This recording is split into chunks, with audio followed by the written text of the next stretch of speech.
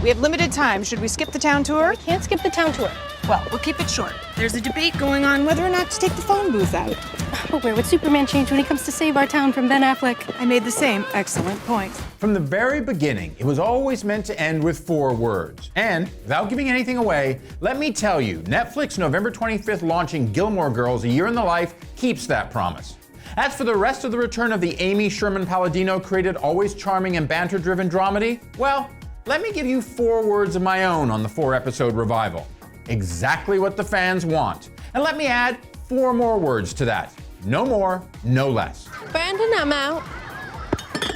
A little to the right, Dewey, please. Yes, milady. I taught him to call me that. You're shameless.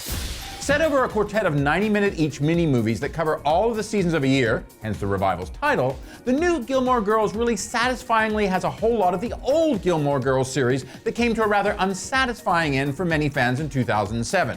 With the sad exception, I might add, of the now-deceased Edward Herrmann, who has given a more than worthy looming large tribute in the new version that takes us back to Connecticut's fictional and whimsical Stars Hollow, where the lives of Lauren Graham's Lorelai, Alex Bledel as her daughter and own worst enemy Rory, and matriarch Emily Gilmore, played by Kelly Bishop, find themselves all in a rut and seek new meaning after dusting off some old solutions. Which, without, again, giving anything away, is both the allure and the stilted quality of the new Gilmore Girls. I'm decluttering my life. If it brings you joy, you keep it, and if it doesn't, out it goes. No joy. He's taking the dining room chairs. They don't bring me joy. However, if you are anything less than a total Gilmore enthusiast, there's nothing wrong with that, by the way, then I suggest you'll still find a darn good show if you jump a few seasons and head straight for the fall episode, where things both pick up and get wrapped up rather nicely after the often meandering roads through winter, spring, and summer.